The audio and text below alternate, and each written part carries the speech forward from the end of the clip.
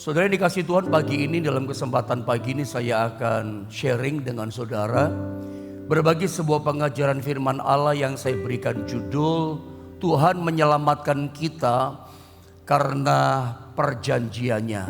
Langsung saja kita baca ayatnya ya, dalam Mazmur pasal 109 di ayat yang ke-26 sampai dengan ayat 31 ya. Mazmur 109 kita baca mulai 26 sampai 3 tasu. Saya akan membaca ayat 26.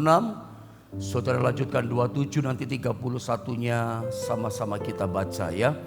Ayat 26 saya baca begini kata firman Allah. Tolonglah aku ya Tuhan Allahku, selamatkanlah aku sesuai dengan kasih setiamu. Teruskan ayat 27 saudara. Supaya mereka tahu bahwa tangan-Mu lah ini, bahwa Engkaulah ya Tuhan yang telah melakukannya. Ayat 28. Biar mereka mengutuk, Engkau akan memberkati. Biarlah lawan-lawanku mendapat malu, tetapi hamba-Mu ini kiranya bersuka cita. Ayat 29 terus saudara. Biarlah orang-orang yang mendakwa aku berpakaikan noda dan berselimutkan malunya sebagai jubah. Ayat 30 ya. Aku hendak bersyukur sangat kepada Tuhan dengan mulutku, dan aku hendak memuji-muji Dia di tengah-tengah orang banyak. 31, mari sama-sama kita membacanya. 1, 2, dan 3. Sebab Ia berdiri di sebelah kanan orang miskin untuk menyelamatkannya dari orang-orang yang menghukumnya. Mari kita akan sama-sama belajar ayat ini. Hal pertama yang saya coba sampaikan sama saudara, bahwa di Mazmur pasal 109 ini adalah Mazmurnya Daud. Kalau dilihat judulnya, ini doa Daud ketika dia difitnah. Ya, Anda bisa lihat di screen yang ada ya. Ini adalah doa dari Daud sesuai dengan judul perikopnya. Kalau Anda punya Alkitab secara manual atau Alkitab secara digital juga sama, ada judul perikop doa dari orang yang difitnah. Kira-kira itu judulnya. Makanya saya katakan di PowerPoint gambar yang pertama yang saya coba kasih kepada Anda, ini Mazmur Daud, dan ini adalah doa dari Daud, doa dari seorang yang kena fitnah. Doa dari seorang Daud yang adalah raja dia waktu itu. Dia menghadapi yang namanya kesukaran, kesulitan, dipergunjingkan, menghadapi tantangan-tantangan yang banyak, tantangan dari luar, tantangan dari dalam sendiri. Sebutlah begini sederhananya, hari itu sang Raja Daud, dia menghadapi tekanan kesukaran yang berat. Saya pikir pagi ini bukan kebetulan ketika Anda boleh mendengar beribadah, mendengar firman Allah ini. Kalau memang itu adalah Anda orangnya pagi ini, Anda sedang duduk mendengar firman, dan ternyata saudara ketika duduk hari ini juga Anda sedang punya beban hidup yang berat. Engkau sedang dalam kesukaran, engkau sedang menantikan, mengharapkan namanya pertolongan Tuhan dalam kesukaranmu. Saya ulang sekali lagi, dalam nama Yesus saya berkata kepada Anda semua, Anda bukan kebetulan beribadah dan dengar firman Allah ini. Tuhan baik dan Tuhan cinta sama saudara. Mari kita tiru sikapnya Daud. Mari kita tiru responnya Daud ketika dia dihantam oleh kesukaran, fitnahan, pergunjingan, kesulitan demi kesulitan datang berperkara dalam hidupnya. Mari kita belajar tindakannya Daud. Caranya Daud untuk menerima pertolongan bagaimana caranya. Mari saya ajak kita belajar, kita mulai melihat di ayat 26. Ya, Daud apa yang dilakukannya? Saya baca ya. Tolong Anda perhatikan di ayat yang ke-26 Daud berkata apa? Ya, Daud berkata begini, tolonglah aku ya Tuhan Allahku. Lalu dikatakan apa lagi? Selamatkanlah aku sesuai dengan kasih setiamu. Apa yang dilakukan oleh Daud ketika dia dalam kesukaran, ketika dia dalam kesulitan yang memang sudah mentok? Saya coba ingatkan sama saudara, siapakah Daud? Memang jawaban kita, Daud orang berkenan kepada Allah, betul. Tapi maksud saya bertanya, siapakah Daud? Daud itu adalah seorang raja. Dia punya semua. Dia punya power, dia punya kekuatan. Sebagai orang nomor 1 di Israel, sebagai penguasa raja atas bangsa Israel, dia punya power, kekuatan semua. Dia punya kekuatan uang, ya kan? Setuju dengan saya? Dia punya kekuatan ekonomi, dia punya kekuatan politik, dia punya kekuatan hukum. Apalagi dia punya kekuatan prajurit, tentara, militer.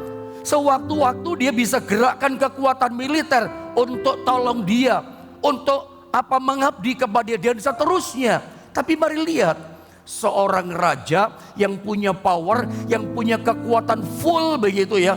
Ekonomi bagus, keuangan bagus, bahkan pengamanan pun bagus. Dia bisa gerakkan seluruh kekuatan militer. Tapi lihat, Anda belajar dari Daud. Dia nggak pakai kekuatan itu semua hadapi kesukaran. Ada belajar sesuatu nggak? Ini orang yang kuat loh. Ini orang yang ceritanya punya segalanya, punya kekuatan penuh. Dia bisa gerakkan kekuatan itu. Tetapi lihatlah pagi ini, seorang raja yang hebat di masa kejayaannya, ketika dia hadapi kesukaran, hadapi kesulitan, hadapi fitnahan, apa yang dilakukan oleh Daud? Yang dilakukan adalah dia datang minta tolong kepada Tuhan. Dalam doanya dia berkata begini, tolonglah aku ya Tuhan Allahku. Ini seruan doa Daud. Saya beri nama, inilah ciri-ciri tanda orang yang percaya kepada Tuhan. Apa cirinya orang percaya pada Tuhan? Ada apa-apa, gak ada apa-apa, datangnya sama Tuhan. Apalagi ada apa-apa, apalagi ada kesukaran, ada masalah. Orang yang memang imannya percaya kepada Tuhan, ketika dia dalam kesukaran, dia pasti cari Tuhan nomor 1. Orang kalau percaya pada Tuhan, itu kelihatan siapa yang dia cari ketika dia dalam kesukaran. Nomor 1 dia pasti cari Tuhan. Kalau itu adalah Anda orangnya, Anda adalah orang yang percaya kepada Tuhan. Buktinya apa? Buktinya ini, ketika kita dihantam kesukaran, nomor 1 yang kita cari adalah Tuhan. Nomor 1, kalau kita mau minta tolong bukan kepada ini, bukan kepada itu, bukan kepada siapa-siapa. Kita minta tolong yang pertama kepada kuasa Tuhan. Dan kita berdoa, Tuhan Allahku tolonglah aku. Itu yang dikatakan oleh Daud. Pertanyaan saya, kepada siapa Anda minta tolong? Ketika Anda dalam kesukaranmu, kesulitanmu, kepada siapa Anda mencari pertolongan? Apakah kepada orang yang berpangkat jenderal? Saya boleh kasih tahu sama saudara ya, di masa sukar, masa sulit yang semuanya serba berubah, jenderal pun kecolongan, kebingungan dengan masalah yang ada. Anda mau cari orang pandai, Anda mau cari orang pintar, orang pandai juga bingung hari ini. Di situasi zaman yang serba sukar dan sulit, yang semuanya serba mudah berubah, semuanya gak ada kepastian, semuanya kesukaran, tantangan begitu berat. Anda mau andalkan siapa? Cari siapa? Pastikanlah pagi ini Anda bukan cari siapa-siapa, orang lain enggak. Anda cuma cari satu, juru selamatmu, penolongmu, itulah Tuhan Yesus. Datanglah kepada Tuhan. Daud seorang raja loh. Dalam ayat ini dia datangnya minta tolong kepada Tuhan. Hari ini bukan hanya karena online, meskipun bertatap muka pun dengan jemaat yang saya gembalakan, saya tidak tahu persisnya apa yang mereka hadapi, tantangan apa, kesukaran apa. Hari ini cuman saya berkata singkat, ya, tidak penting apa sih masalah kita sebetulnya. Yang penting dengan siapa kita ini berada pagi ini. Kita bersama siapa, itu yang penting. Masalahmu boleh berat, boleh sukar, yang penting bersama dengan siapa kau pagi ini. Kalau saudara bersama dengan Tuhan, Tuhan pasti menolong saudara. Nah, saya tertarik dengan satu kalimat yang ada di bagian B berikutnya. Anda lihat sekali lagi di Mazmur 108 ayat 26 tadi ya, yang saya kasih stressing garis merah. Saya baca dari awal tentunya. Alkitab berkata begini, tolonglah aku ya Tuhan Allahku. Lalu kalimat B ini saya soroti. Saya sangat tertarik, diberkati dengan kata-kata Daud ini dalam doanya. Daud berkata apa? Selamatkanlah aku. Coba bilang sama-sama saya, selamatkanlah aku. Kalau pagi ini kau punya masalah, pagi ini kau punya kesukaran, Maafkan saya, di tubuhmu sedang ada penyakit yang berat. Dokter sudah vonis penyakitmu ini, akibatnya ini, dampaknya ini. Begitu Anda dengar dampaknya, Anda langsung terhenyak. Berdoalah seperti doanya Daud, Tuhan tolonglah aku, selamatkanlah aku. Percaya ke saudara, Tuhan bisa selamatkan saudara. Tuhan bisa jagai saudara, lindungi saudara. Saya tertarik dan sangat diberkati, saya katakan dari doanya Daud. Yang B, dia berkata, selamatkanlah aku sesuai dengan kasih setiamu. Saya ulang kalimatnya. Daud berkata dalam doanya, selamatkanlah aku sesuai dengan kasih setiamu. Selamatkanlah aku. Saudara, perhatikan gambar PowerPoint berikutnya yang saya kasih kepada Anda. Di kalimat berikutnya saya tulis begini sama saudara. Dikatakan begini, jadi Tuhan itu menyelamatkan umatnya bukan saja karena umatnya itu minta tolong. Saya ulang sekali lagi, perhatikan baik-baik. Tuhan menyelamatkan kita, menyelamatkan umatnya, itu bukan saja karena sekedar kita minta tolong. Tuhan tolonglah saya dengan masalahku. Bukan cuma sekedar itu, tapi karena ada sebuah perjanjian yang barusan kita baca. Selamatkanlah aku sesuai dengan apa? Kasih setiamu. Saya ingin kasih pemahaman, saya tanamkan di hatimu pagi ini juga. Termeterai di hati kita. Ingat, Tuhan itu menyelamatkan kita, menolong kita. Itu bukan sekedar karena Tuhan tolong saya, kita perlu pertolongan. Memang iya, tapi bukan sekedar karena itu, tapi karena ada sebuah perjanjian. Dan perjanjian itu saya beri nama kasih setia. Sebelum saya bicara kasih setia, perjanjian kasih setia, saya coba kasih pengertian tentang yang namanya perjanjian. Perjanjian itu suka disebut dengan istilah covenant, atau dalam bahasa Ibrani disalin dengan kata berit atau berit. Berit itu artinya adalah, ini adalah sebuah perjanjian dari dua belah pihak, di mana masing-masing pihak harus melakukan bagiannya. Jadi ingat baik-baik saudara ya, yang namanya sebuah perjanjian itu pasti dua orang yang berjanji. Perjanjian apapun, dan perjanjian itu berlaku, tidak batal kalau dua orang ini dua-duanya saling melakukan yang namanya perjanjian itu. Tidak melanggar perjanjian, maka perjanjian itu berlaku. Seperti itu janji Tuhan dengan kita. Yang saya coba angkat sama saudara begini, kalau dia berjanji dia setia. Kalau Tuhan berjanji, kita sukacita. Kita sangat senang kalau dia berjanji sama kita. Kenapa? Tuhan kalau berjanji kepada kita, dia gak pernah ingkar sama janjinya. Tuhan kalau janji sama kita, dia selalu menggenapi janjinya. Beda sama kita manusia. Kita manusia, kita orang istilahnya ya, kalau berjanji kadang-kadang di luar kemampuan kita bisa lupa gitu loh sama janji kita. Baru janjian sama orang, kita bisa lupa karena keterbatasan pikiran, memori, ingatan kita. Tapi tempo-tempo kadangkala ada orang yang sudah berjanji, dia ingat janjinya, tapi dia sengaja melupakan janjinya. Nah kadang-kadang kita gitu manusia ini, sengaja lupakan janjinya. Kita anggap remeh orang itu, ya sudahlah apa sih dia. Kita sengaja lupakan janjinya. Tuhan gak begitu. Maksud saya kita harus belajar dari Tuhan dong. Jangan gampang melupakan janji kita dengan sengaja. Tuhan gak begitu. Nah kita seringkali mudah melupakan perjanjian, bahkan melanggar perjanjian kita sendiri. Istilahnya kalau di realita dunia ini, kita sudah perjanjian dengan orang, mungkin teman kerja kita, sudah hitam di atas putih, di depan apa namanya itu ya, pengacara kah? Ya, di depan pihak hukum ada meterai kita tanda tangan, dikasih cap saudara ya, tapi ternyata kita langgar. Seringkali perjanjian di dunia ini di depan pengacara kah itu ada meterai, ada tanda tangan, ada cap, masih bisa dinego kok, masih bisa berubah kok. Ini dunia. Tapi saya mau katakan janji Tuhan tidak pernah berubah. Langit bumi boleh hancur saudara, tapi firman Tuhan tinggal tetap tidak berubah. Makanya kalau Tuhan berjanji, kita senang sebab dia nggak pernah lupa sama janjinya. Makanya Anda lihat PowerPoint gambar berikutnya ini, Ketika Daud berkata, selamatkanlah aku sesuai dengan kasih setiamu. Jadi Tuhan tuh menyelamatkan kita umatnya bukan saja karena umatnya minta tolong, tapi karena ada perjanjian. Dan namanya perjanjian itu adalah kasih setia Tuhan. Jadi kalau Tuhan berjanji, perjanjian lama itu sumpah pakai namanya.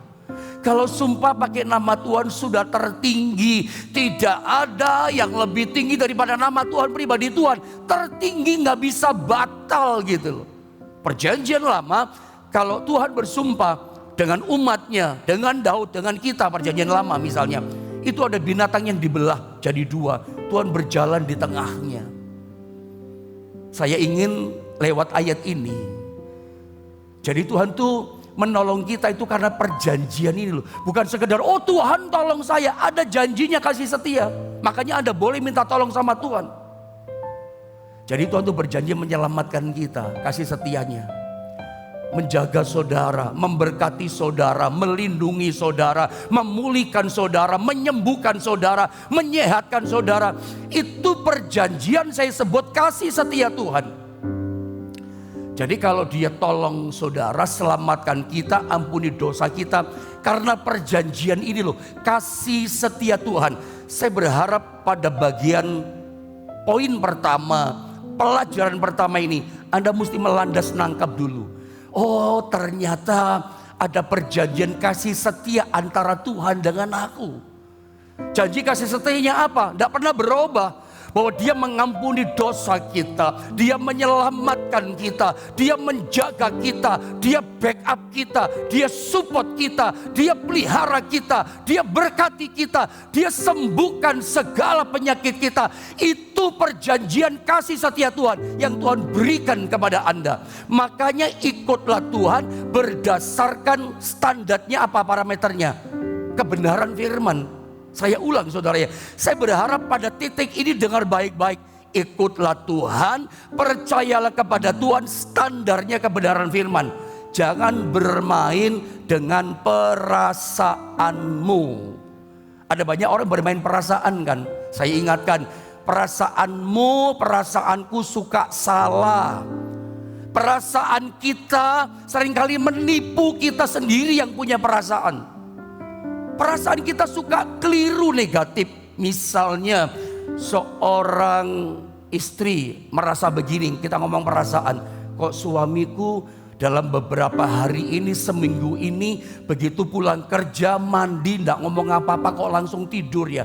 Besok gitu juga, besoknya gitu juga. Ada apa ya? Jangan-jangan suamiku sudah begini. Jangan-jangan suamiku sudah main gila. Jangan-jangan suamiku. Perasaan. Si suami juga merasa gini, istriku hari-hari ini, seminggu ini kok gak ngerti keadaanku ya. Istriku kok gak ngerti kesulitan yang aku hadapi di kerjaan ya. Aku pulang mandi langsung tidur, gak pernah ngomong. Saudara, sebetulnya ini kan perasaan kan, gak ada yang salah kok. Suami ternyata pulang kerja langsung tidur, capek, banyak kesulitan. Suami merasa perasaannya salah. Ada apa istriku? Si istri juga merasa ada apa suamiku? Saya mau kasih tahu, jangan bermain dengan perasaan. Ikut Tuhan, jalan dengan Tuhan, percaya dengan Tuhan. Jangan standarnya perasaan, suka salah. Seringkali kita berkata gini, kayaknya sekarang Tuhan udah meninggalkan aku hanya gara-gara engkau menghadapi kesulitan. Hanya gara-gara engkau mengharapkan yang baik, yang indah, yang manis yang kita alami. Tapi di saat kesempatan kita mengalami yang tidak kita harapkan. Kesukaran datang, kesulitan kita alami. Anda mulai bermain perasaan. Kayaknya Tuhan udah gak cinta deh sama aku. Perasaanmu kan, kayaknya Tuhan sekarang udah tinggalkan aku. Tuhan sudah gak kayak dulu lagi cintanya sama aku. Itu kan perasaanmu kan. Jangan bermain perasaan. Standar kita ikut Tuhan, standar parameter kita percaya sama Tuhan, bukan perasaan. Standarnya adalah janji Tuhan, kebenaran firman Allah. Jangan bermain dan dipermainkan sama perasaan. Saya khawatir begini, Anda akan stres loh, Anda akan frustasi ikut percaya sama Tuhan. Kenapa? Dipermainkan sama perasaanmu sendiri.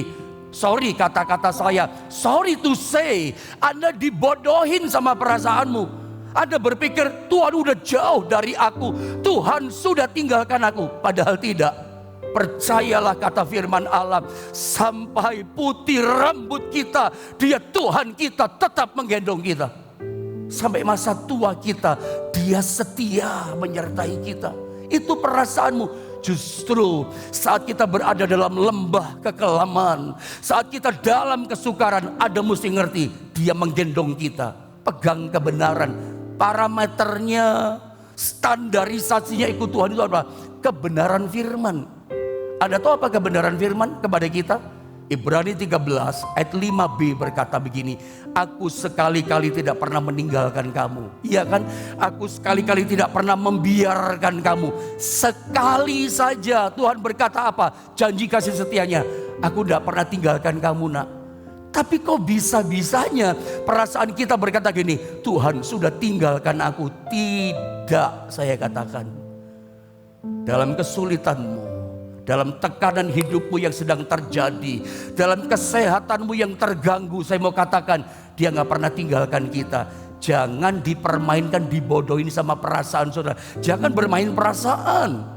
Parameter kita adalah Dia sekali saja gak pernah tinggalkan kita. Ada banyak ayat yang mengatakan itu. Saya teringat satu ayat dalam, mungkin multimedia bisa bantu saya kali ya. Di dalam Yesaya pasal 49 ayat 14 mulai. Kalau kita lihat di sini saudara ya, Yesaya 49 ayat 14 itu dikatakan begini. Saya baca sampai 16 ya. Anda perhatikan baik-baik supaya Anda tidak tertipu, dibodoh-bodohin sama perasaan saudara. Sion berkata, siapa Sion? Sion itu kalau masa perjanjian baru sekarang itu adalah Anda dan saya. Sion itu bicara orang percaya. Sion itu bicara kita, gerejanya. Apa kata gerejanya? Apa kata orang percaya di masa perjanjian lama? Sion berkata, apa katanya? Model kayak kita, Tuhan telah meninggalkan aku. Ini perasaan. Dan Tuhanku telah melupakan aku. Ini perasaan lagi-lagi. Kan janjinya, aku sekali-kali tidak pernah tinggalkan kamu. Aku sekalipun tidak pernah biarkan kamu. Ini perasaan Sion kayak kita. Nanti kalau ada Anda baca judul perikopnya, itu adalah Sion dipulihkan oleh Tuhan. Kata dipulihkan berarti sebelumnya berantakan dong. Kata Sion dipulihkan berarti sebelumnya ancur-ancuran, cerai-berai, tidak karu-karuan, berantakan. Lalu Tuhan pulihkan. Tapi kok bisa-bisanya Sion berkata, Tuhan telah meninggalkan aku, Tuhan telah melupakan aku. Apa betul Tuhan telah meninggalkan? Mari cari tahu jawabannya. Apa betul sih perasaan Sion, perasaan gereja? Hanya karena kesukaran, kesulitan kita berkata, Tuhan meninggalkan aku. Ini perasaan kita loh. Anda kalau lihat di ayat 15, kita lihat, saya baca ya. Atau bolehkah kita bersama-sama membacanya saudara? Mari kita sama-sama baca ayat ini. Yesaya 49 ayat 15. 2, 3. Dapatkah seorang perempuan melupakan bayinya sehingga ia tidak menyayangi anak dari kandungannya? Sekalipun dia melupakannya, aku akan melupakan engkau. Ini menarik loh. Sebuah pertanyaan diajukan kepada orang Israel. Karena Israel berkata, Tuhan meninggalkan aku. Tuhan jawab, dapatkah pakai perumpamaan yang paradoks. Pakai perumpamaan yang sangat keras dan berlawanan. Apa kata Tuhan? Hei Sion, umat Allah, dapatkah seorang perempuan, seorang ibu melupakan bayinya? Menurut Anda bisa nggak, dapat nggak seorang mama melupakan anak yang dikandung dilahirkannya? Mungkin Anda berkata, oh tidak dapat. Tapi kenyataannya dapat kan? Sehingga ia tidak menyayangi anak dari kandungannya. Tuhan katakan begini, sekalipun dia melupakannya. Karena ada banyak orang bisa melupakan anak. Lahir di luar nikah, anak ditaruh di depan pintu asuhan ibunya, kabur. Bahkan ada ibu yang begitu jahat, anak yang lahir dibuang di tong sampah, di tempat sampah, dimakan sama anjing. Penduduk yang tahu, dirobong sama semut, dimakan sama semut. Keji, jahat, ya, tidak bertanggung jawab. Itu dosanya bertumpuk-tumpuk, itu menurut saya. Realita di dunia seperti Tuhan katakan, sekalipun dia ibu kandungnya melupakannya, bisa melupakan anak, tetapi menggetarkan hati kita, mengharukan hati saya, hati saudara. Tuhan berkata apa? Aku, kata Tuhan, tidak akan melupakan engkau. Katakan haleluya. Oh, kita berterima kasih lewat ayat ini. Ini konfirmasi jawaban Tuhan buat keraguan Anda. Ini konfirmasi dari Tuhan langsung kepada saudara yang dipermainkan, dibodohin perasaan karena kesulitanmu, karena kesakitanmu, karena penderitaanmu. Engkau mulai berkata, Tuhan gak kayak dulu lagi. Tuhan meninggalkan aku. Tuhan berkata, aku tidak akan pernah meninggalkan dan melupakan engkau. Bahkan menariknya, di ayat 16 ditegaskan lagi sama Tuhan. Apa kata Tuhan? Lihat, lihat kata Tuhan. Aku telah melukiskan engkau di telapak tanganku. Hidup kita, nama kita, pribadi kita ditulis di telapak tangan Tuhan. Saudara, kalau kita bicara telapak tangan, itu setiap hari kita lihat telapak tangan, tidak pernah lolos dari pandangan kita. Apalagi zaman pandemi, terus cuci tangan, lihat telapak tangan. Kita ini kan sedikit-sedikit lihat telapak tangan, ada apa? Tuhan itu melukis kita, menuliskan kita di telapak tangannya. Apa sih maksudnya? Anda itu di tempat yang paling aman, di telapak tangan Tuhan. Hidupmu, hidup keluargamu, pekerjaanmu, kesehatanmu, ekonomimu, keuanganmu. Saya mau berkata, semuanya ada di tempat yang aman, di telapak tangannya Tuhan. Katakan amin. Oh, Anda harus berterima kasih dengan firman Allah ini, bahwa ternyata dalam kesukaran, kesulitan kita, kesakitan kita, Anda ada di tempat yang aman. Makanya dia berkata apa? Aku sekalipun tidak pernah membiarkan dan meninggalkan engkau. Ternyata dia taruh kita di telapak tangannya. Oh, di masa yang berbahaya dia jaga kita. Makanya Daud ya, seorang raja, dia itu minta tolongnya kepada Tuhan. Bahkan dikatakan apa? Tembok-tembokmu tetap di ruang mataku. Tembok-tembok. Tembok ini bisa secara rohani bicara persoalan kita. Penghalang kita, ada tembok. Contoh kayak tembok Yeriko. Itu penghalang buat Israel masuk tanah Kanaan. Gak bisa maju, gak bisa dihancurkan. Ini problem yang berat. Bukan satu tembok, tapi tembokmu tetap di ruang mataku. Jadi kalau ada punya tembokmu, masalah-masalahmu tetap ada dalam pandangan Tuhan. Apa Tuhan cuma memandang masalah kita? Ya tidak dong, dia selamatkan kita, dia tolong kita. Makanya pada PowerPoint gambar berikutnya semua berkata, jadi kita umat Tuhan itu punya modal. Apa pendeta modal dikasih Tuhan? Kasih setia Tuhan itu modalnya kita. Dia bukan karena sekedar menolong, karena kita berdoa, tapi ada perjanjian. Tuhan ada perjanjian dengan kita. Perjanjian itu namanya kasih setianya Tuhan. Ingat baik-baik. Gak tahan hati saya. Saya pun sangat menikmati kasih setia daripada Tuhan.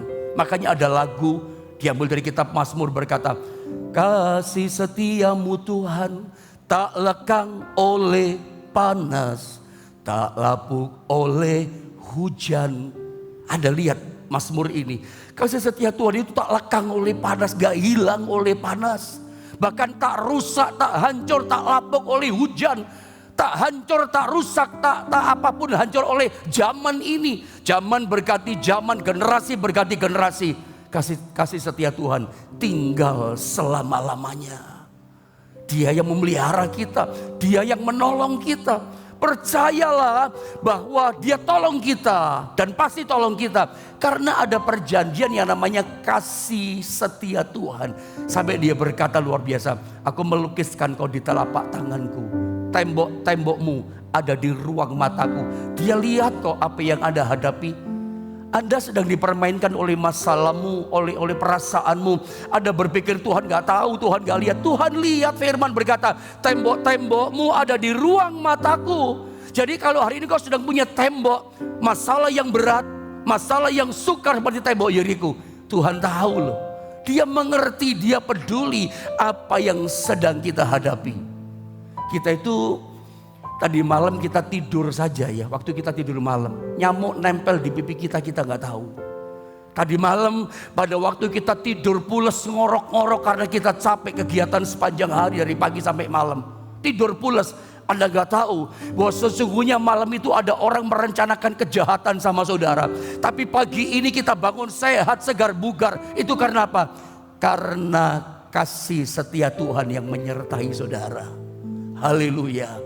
Hari ini pun saya percaya hari yang kita jalani ada kasih setianya yang menyertai kita. Masih ada waktu ya, beberapa menit saya ingin bacakan di kalimat berikutnya dari doanya Daud. Seorang raja selalu minta tolong kepada Tuhan karena dia ngerti ada kasih setia itu.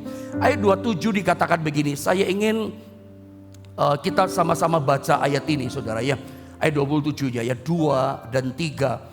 Supaya mereka tahu bahwa Tuhan tangan-Mu lah ini, bahwa Engkaulah ya Tuhan yang telah melakukannya. Jadi saudara dengar baik-baik, saya mau ingatkan, Anda jangan berkesimpulan terlalu cepat. Oh Tuhan tinggalkan aku, Tuhan gak bersama aku, Tuhan cintanya gak kayak dulu lagi. Jangan dibodohin sama perasaanmu. Jangan berkesimpulan terlalu cepat seolah-olah Tuhan gak bersama kita. Kasih setianya menyertai kita. Bahkan ayat ini berkata, supaya mereka tahu, orang dunia tahu bahwa tangan-Mu lah. Jadi Tuhan memberikan kasih setia. Lewat apa di sini? Kasih setia digambarkan seperti tangannya Tuhan, ya, yang telah melakukan semua. Dia ampuni dosa kita, Dia selamatkan kita, Dia jagai kita tadi malam, Dia lindungi kita, Dia sembuhkan kita karena kasih setia. Sehingga orang melihat berkata, oh ini tangan Tuhan, ini Tuhan yang melakukannya, tangan Tuhan. Tangan Tuhan itu bicara kuasa. Saudara begini ya, singkatnya begini, ketika Alkitab yang kita punya menuliskan kata tangan Tuhan, itu artinya dalam loh. Anda nangkap maksud saya ya? Ketika Alkitab firman berkata tangan Tuhan yang melakukannya, tangan Tuhan yang menyertai, itu bicara rohani ilahi yang sangat dalam. Ada banyak di Alkitab tangan Tuhan yang lakukan keperkasaan. Israel dipimpin oleh tangan kanan Tuhan keluar dari negeri perbudakan. Tangan itu memberikan kemenangan. Bahkan di padang gurun tangannya dinaikkan. Itu kata Alkitab. Kemarin kita sempat baca itu ayat-ayat kan, dinaikkan tangan Tuhan. Itu bicara penyertaan loh. Atau saya tambahkan beberapa ayat. Anda lihat Mazmur 118 ayat yang ke-16 ya. Saya baca saudara ya. Dikatakan begini dengan cepat. Tangan kanan Tuhan, ini bicara tangan, berkuasa meninggikan. Tangan kanan Tuhan melakukan keperkasaan. Jadi hal-hal yang hebat, yang perkasa yang kita alami, itu kita tahu, wah ini tangan Tuhan. Dia meninggikan. Memang dia juga bisa merendahkan kalau kita melanggar perjanjian. Tapi kalau Anda taat pada perjanjian Tuhan, tangannya meninggikan. Jadi kalau hari ini Anda tadinya cuma dari bawah, ditinggikan, itu tangannya. Satu contoh lagi lalu selesai saudara ya. Dalam Esra, coba kita lihat pasal 7 ayat 28. Saya baca dari mulai awal saja ya. Yang terakhir ini saudara ya. Dan membuat aku disenangi oleh raja. Esra itu disayang sama raja. Kenapa disayang? Dan penasehatnya serta segala pembesar raja yang berkuasa. Dari raja, kabinet menteri semua sayang pada Esra. Kok bisa ya? Dia kan cuma budak kok disayang-sayang, diperhatikan, dicinta sama orang. Orang berkuasa, orang hebat, orang besar. Maka aku menguatkan hatiku. Dikatakan apa? Karena tangan Tuhan Allahku. Coba bilang sama-sama saya, tangan Tuhan Allahku. Ingat, ada kasih setia Tuhan yang menjagai kita. Yang wujudnya adalah tangannya Tuhan. Alkitab kalau bicara tangan, wah itu penyertaan loh. Ketika dia mau naik ke sorga, dia tengadakan kedua tangannya memberkati murid-muridnya. Tangannya itu memberikan keperkasaan, kebesaran, lakukan pertolongan yang besar. Ini tangannya. Ya, dikatakan melindungi aku dan menghimpunkan dari antara orang Israel beberapa pemimpin dan seterusnya. Tangannya melindungi. Jadi hari ini percayalah, jangan dipermainkan sama perasaanmu. Jangan berkesimpulan terlalu cepat. Kok gini ya Tuhan? Ternyata percuma ya aku ibadah. Aku mungkin sudah salah, aku bikin gini. Ada dipermainkan perasaan, seolah-olah setan bodohin saudara. Ini sih gara-gara kamu ini gara-gara kamu buat ini, makanya kamu begini, makanya kamu sekarang susah, makanya kamu sekarang sakit, makanya kamu sekarang kena masalah. Masalah bisa datang kapan saja kok. Tapi ingat standar kita, kebenaran firman. Jangan ditipu sama perasaan. Ikuti firman. Firman berkata apa? Parameternya, aku sekali-kali gak pernah tinggalkan kamu. Ini kasih setia Tuhan. Dan saya berdoa pagi ini, Anda bisa nangkep ini. Kasih setia Tuhan itu menyertai, menolong hidup setiap kita. Tadi kita naikkan pujian, baik-baik engkau baik, setia engkau setia di setiap musim hidupku. Engkau menjaga, engkau melindungi. Karena nyanyian ini terbit dari Cifoni yang nulis lagu ini ya. Ini salah satu jemaat online kita juga yang bersama dengan kita doa pagi juga sekarang ini. Ini menulis lagu ini. Karena pada masa pandemi COVID yang hebat, dia ngalami penyertaan Tuhan. Dia ngalami, dia tulis, semua karena kasih setia Tuhan. Saya cuma mau angkat sama saudara. Dalam musim kehidupan yang sukar sekalipun, ada kasih setianya. Tangannya lakukan perkara yang besar. Sampai putih rambutmu, dia tetap menggendongmu, itu kasih setianya. Mari kita sama-sama berdoa.